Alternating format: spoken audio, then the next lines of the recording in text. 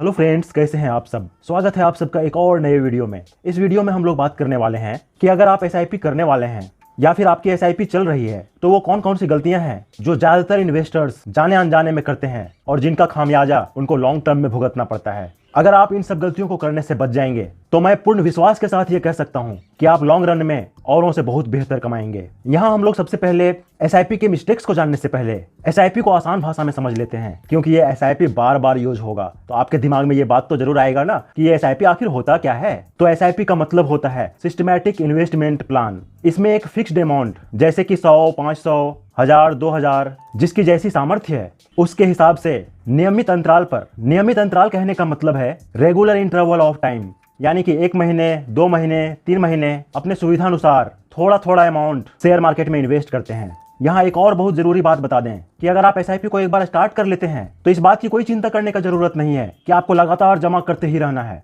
आप बीच में आपका जैसा सिचुएशंस रहे उसके हिसाब से आप पॉज भी कर सकते हैं, स्किप भी कर सकते हैं, लेकिन लॉन्ग रन में बड़ा कैपिटल जनरेट करने के लिए कंसिस्टेंसी मेंटेन करना बहुत ज्यादा जरूरी होता है। तो यहाँ से आप बिल्कुल आसान भाषा में एसआईपी का मतलब तो समझ गए होंगे। अब हम लोग बात करते हैं सबसे पहला मिस्टेक का जो ज्यादातर इन्वेस्टर्स लैक ऑफ नॉलेज या जाने अनजाने में करते हैं, वो है कि बिना स्पेसिफिक गोल सेट किए हुए इन्वेस्ट करना। अब देखिए दोस्तों, अगर आप इन्वेस्ट कर रहे हैं और आपका कोई गोल ही नहीं है तो ये एक मिस्टेक है। और ये कुछ इस तरह का है ना जैसे कि हम लोगों ने गाड़ी स्टार्ट कर लिया है और पता ही नहीं है कि जाना कहाँ है। तो इसको हम लोग एक एग्जाम्पल से समझने की कोशिश करते हैं। यहाँ आप गौर से एग्जाम्पल को समझिएगा, आपको बहुत अच्छे से समझ में आएगा कि मान लीजिए कि आपके बच्चे को पढ़ाने के लिए आज से 12 साल बाद आपको 20 लाख रुपए चाहिए, तो 15% एनुअल एक्सपेक्टेड रिटर्न के हिसाब से आपको 5000 का एसआईपी करना होगा। और अगर आप चाहते हैं कि आपको आज से 25 साल बाद रिटायर होना है और आपको 2 करोड़ रुपए चाहिए, तो यहाँ भी आपको 15% एनुअल एक्सपेक्टेड रिटर्न्स के हिसाब से 7000 रुपये पर मंथ का एसआईपी करना होगा।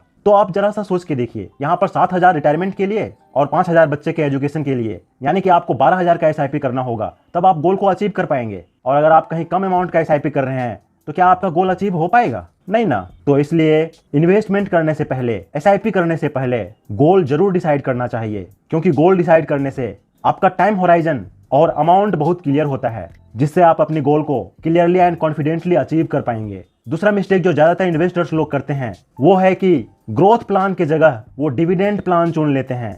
यहाँ सबसे पहले एक इंपॉर्टेंट बात आपको बता दें कि ग्रोथ प्लान में आपको ग्रोथ प्लान लिखा हुआ मिलेगा और डिविडेंड प्लान में आपको IDCW लिखा हुआ मिलेगा, जिसका फुल फॉर्म होता है इनकम डिस्ट्रीब्यूशन कम कैपिटल विथड्रॉल। इसका मतलब है कि आपको डिविडेंड आपके बैंक अकाउंट में मिलता रहता है। तो आप जरा सा सोचिए कि लॉन्ग टर्म में पावर ऑफ कंपाउंडिंग का बेहतर फायदा उठाने के लिए अगर आपका डिविडेंड का अमाउंट भी री इन्वेस्ट होता रहे तब आपको और बहुत ज्यादा प्रॉफिट मिलने का संभावना होगा। डिविडेंड फंड में डिविडेंड तो आपके अकाउंट में आ जाता है, लेकिन ग्रोथ फंड में डिविडेंड री इन्वेस्ट होता रहता है, जिसके कारण लॉन्ग टर्म में ग्रोथ फंड डिविडेंड फंड के कंपैरिजन में बहुत बेहतर रिटर्न देता है। इसलिए डिविडेंड फंड और ग्रोथ फंड में हमेशा ग्रोथ फंड चुनना बेहतर होता है। इसका ध्यान आप जरूर रखिएगा ताकि आप भी औरों से ज्यादा प्रॉफिट कमा पाएं। तीसरा मिस्टेक जो ज्यादातर लोग करते हैं कि वो लेट से इन्वेस्टमेंट शुरू करते हैं। तो आपको ये बहुत इंपॉर्टेंट बात बता दें दोस्तों कि लॉन्ग टर्म में बड़ा कैपिटल बनाने के लिए 2 चीजें सबसे ज्यादा इंपॉर्टेंट है, वो है टाइम और दूसरा है मनी।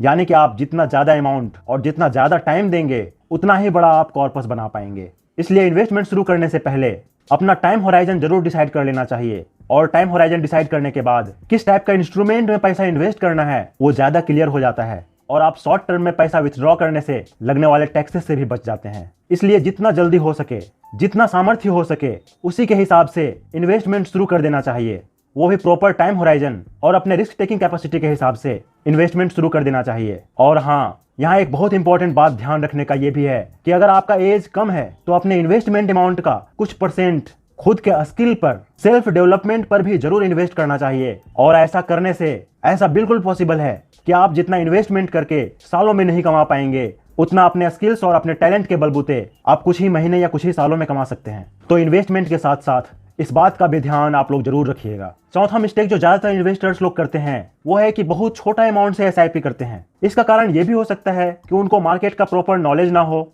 उनको शेयर मार्केट से डर लगता हो, इसलिए भी वो कम इन्वेस्टमेंट करते होंगे। लेकिन अगर आप शेयर मार्केट के लॉन्ग टर्म की डेटा को ऑब्जर्व करेंगे तो आपको एक कॉमन बात समझ में आएगा कि ये लॉन्ग टर्म में यानी कि 5-7 साल से ज्यादा में प्रॉफिट होने का संभावना बहुत ज्यादा होता है। और जितना ज्यादा अमाउंट करके इन्वेस्ट करेंगे उतना ही ज़्यादा बड़ा कॉर्पस लॉन्ग टर्म में क्रिएट कर पाएंगे। इसलिए इन्वेस्टमेंट करते समय अपने कैपिटल अमाउंट का भी ध्यान रखना बहुत ज़रूरी है और आप इसका भी ध्यान जरूर रखिएगा। पांचवा मिस्टेक जो ज़्यादातर इन्वेस्टर्स लोग करते हैं वो है कि मार्केट के रिस्क को नहीं समझते हैं। अलग अलग कैटेगरी के फंड में अलग अलग रिस्क होते हैं। मेनली जो 3 कैटेगरी हैं उनकी बात करें तो debt fund, hybrid fund, equity fund में सबसे ज़्यादा रिस्की इक्विटी फंड होता है, क्योंकि इसमें आपका पैसा शेयर मार्केट में यानी स्टॉक्स में इन्वेस्ट होता है। और सबसे कम रिस्क डेट फंड में होता है, क्योंकि इसमें आपका पैसा गवर्नमेंट बॉन्ड्स में, गवर्नमेंट सिक्योरिटीज में आपका पैसा इन्वेस्ट होता है। और हाइब्रिड फंड में मीडियम रिस्क होता है, क्योंकि इसमें आपका इन्वेस्टमेंट गवर्नमेंट बॉन्ड्स और इक्विटी दोनों में होता है। तो आपको फंड सेलेक्ट करते समय अपने गोल, अपने टाइम होराइजन और अपने रिस्क एपेटाइट के हिसाब से फंड को अवश्य ही चुनना चाहिए, ताकि आप इस चीज को लेके खुद भी बहुत क्लियर रहें कि कहाँ कितना रिस्क है। और उस हिसाब से आप इन्वेस्ट करेंगे ना तो आपको इन्वेस्ट करने में डर कम लगेगा, क्योंकि आपको क्लियरली पता होगा कि कहाँ कितना रिस्क है। इससे आपको यह भी फायदा होगा कि आप बिना मतलब का बहुत ज्यादा डरेंगे नहीं। छठा मिस्टेक्स जो ज्यादातर इन्वेस्टर्स लोग करते हैं वो ये है कि वो सेक्टरल या थीमेटिक फंड में इन्वेस्ट करते हैं, लेकिन उनको इस बात का जानकारी ही नहीं होता है कि सेक्टरल और थीमेटिक फंड में रिस्क ज्यादा होता है। क्योंकि एक पर्टिकुलर सेक्टर जिसको अगर आप चुनकर अपने पोर्टफोलियो में रखे हैं, अगर वो अच्छा परफॉर्म नहीं करेगा तो उस समय आपका पोर्टफोलियो बहुत ज्यादा नेगेटिव दिख सकता है। और अगर प्रॉपर नॉलेज नहीं है तो बहुत ज्यादा डर भी लगेगा, फिर समझ नहीं आएगा कि क्या करें और क्या नहीं। तो अगर प्रॉपर नॉलेज नहीं है तो किसी की कही सुने बातों में आकर सेक्टर या थीमेटिक फंड में इन्वेस्ट करने से बचना चाहिए। हाँ, लेकिन अगर आपको नॉलेज है, आपको उसके रिस्क का प्रॉपर नॉलेज है, अगर आप उसके रिस्क के बारे में अवेयर हैं कि उसका वर्स्ट सिचुएशन यानी कि उसका सबसे खराब सिचुएशंस में क्या हो सकता है और उस सिचुएशंस में आप क्या डिसीजन लेंगे, तभी आपको सेक्टरल या थीमेटिक फंड में इन्वेस्टमेंट करना चाहिए। सातवां मिस्टेक जो बहुत सारे इन्वेस्टर्स लोग करते हैं वो है कि एसआईपी को स्किप कर देना। और अगर आप भी एसआईपी को स्किप करते हैं तो आप लॉन्ग टर्म में बहुत बड़ा कॉर्पस को मिस भी कर सकते हैं। इसको एक एग्जांपल से समझते हैं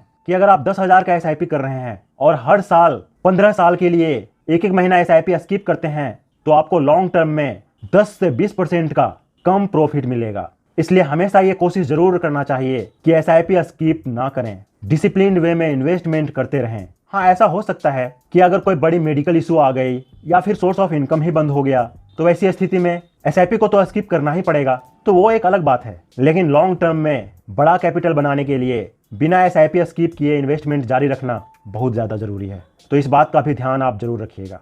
आठवां मिस्टेक जो लोग करते हैं वो है कि एसआईपी के अमाउंट को नहीं बढ़ाते हैं। तो जब समय के साथ साथ महंगाई बढ़ता है, आपका इनकम भी बढ़ता है, तो जरूर ही आपको अपना इन्वेस्टमेंट का अमाउंट को भी बढ़ाना चाहिए। उसको स्टेप अप या टॉप अप एसआईपी कहते हैं। और एसआईपी अमाउंट बढ़ाने से ना लॉन्ग टर्म में इसका बहुत जबरदस्त बेनिफिट मिलता है। और हाँ, अगर आप अपने इनकम के बढ़ने के साथ साथ अपने लाइफ स्टाइल को इंप्रूव करने के साथ साथ अपने इन्वेस्टमेंट को भी इंप्रूव करेंगे, यानी कि अमाउंट बढ़ाकर इन्वेस्टमेंट करेंगे, तो ये बुद्धिमानी की भी बात होगी और आपको तो लॉन्ग टर्म में इसका फायदा मिलेगा ही मिलेगा। नौवां गलती जो लोग करते हैं कि वो अपने म्यूचुअल फंड पोर्टफोलियो को टाइम टू टाइम अपडेट नहीं करते हैं। ऐसा मान लीजिए कि लॉन्ग टर्म में कोई म्यूचुअल फंड आपके पोर्टफोलियो में बहुत अच्छा परफॉर्म नहीं कर रहा है तो उसको रिप्लेस जरूर करना चाहिए। और कम से कम साल भर में एक बार अपने म्यूचुअल फंड पोर्टफोलियो को जरूर एनालाइज करना चाहिए कि कौन सा फंड कैसा परफॉर्म कर रहा है, किस फंड में कंटिन्यू रहना है और किस फंड को रिप्लेस करना है। क्योंकि एसआईपी का शुरुआत करना इन्वेस्टमेंट जर्नी का एंड नहीं है, बल्कि ये तो एक शुरुआत है। और आगे रेगुलर और लगातार बेहतर रिटर्न मिलता रहे, इसलिए पोर्टफोलियो को रेगुलर इंटरवल ऑफ टाइम में यानी 6 महीना साल भर में प्रॉपर मॉनिटरिंग जरूर करना चाहिए। हाँ, यहाँ म्यूचुअल फंड पोर्टफोलियो को प्रॉपर मॉनिटरिंग और ओवर एक्टिव रहने के बीच में एक राइट बैलेंस बनाकर रखना बहुत ज्यादा जरूरी है। तो आप इस बात का ध्यान जरूर रखिएगा। और 10वां और सबसे बड़ा मिस्टेक्स जो ज्यादातर इन्वेस्टर्स लोग करते हैं कि वो बियरिश मार्केट में अपने एसआईपी को स्टॉप कर देते हैं और मार्केट को टाइम करने लग जाते हैं कि अच्छा मार्केट आएगा ना तब इन्वेस्ट करेंगे। इसको आप बहुत प्रैक्टिकली अभी ऑब्जर्व भी कर सकते हैं। अगर आप पिछले 3 महीने का मार्केट को देखेंगे तो जब मार्केट अभी अक्टूबर नवंबर के टाइम में टॉप से 12% के आसपास करेक्ट हो गया था तो बहुत सारे लोग अपना एसआईपी बंद कर दिए थे और मार्केट को टाइम करने लगे थे कि अच्छा टाइम आएगा ना तब इन्वेस्ट करेंगे। और वही लोग जब मार्केट रिकवर किया तो फिर से वो रिग्रेट करने लगे कि क्यों एसआईपी रोक दिए, क्यों मार्केट को टाइम कर रहे थे। तो ऐसा आपको ना पछताना पड़े, इसलिए आपको बियरिश मार्केट में भी रेगुलर इन्वेस्टमेंट जारी रखना चाहिए, क्योंकि ऐसा करने से आपका इन्वेस्टमेंट किया हुआ अमाउंट एवरेज आउट होता है। और इस पर तो वाइट बफेट सर भी कहते हैं कि be fearful when others are greedy and be greedy when others are fearful. इसका मतलब बहुत सिंपल है कि जब ज्यादातर लोग मार्केट में डरे हुए हैं, उस समय अपने एसआईपी को कंटिन्यू रखने से ही लॉन्ग टर्म में बड़ा कैपिटल जनरेट हो पाता है। इसलिए जब मार्केट खराब हो यानी बियरिश हो, तो उस गोल्डन अपॉर्चुनिटी का फायदा इन्वेस्टमेंट करके जरूर उठाना चाहिए। ऐसा करना ही सबसे ज्यादा बुद्धिमानी की बात है। अभी तक मैं बताए गए मिस्टेक्स को अगर आप अपने इन्वेस्टमेंट जर्नी में करने से बच गए तो आप जरूर ही औरों के कंपैरिजन में बहुत बड़ा कॉर्पस जमा कर पाएंगे। अगर आपको वीडियो पसंद आया है या आपका कुछ सुझाव है तो प्यारा सा कमेंट जरूर कर दीजिएगा। वीडियो देखने के बाद अगर आपको कुछ सीखने को मिला है, आपके लाइफ में कुछ वैल्यू ऐड हुआ है, तो प्लीज चैनल को शेयर, सब्सक्राइब एंड लाइक जरूर कीजिएगा, ताकि आपको हमारा फाइनेंशियल रिलेटेड वीडियो रेगुलर मिलता रहे। मिलते हैं अगले वीडियो में। धन्यवाद।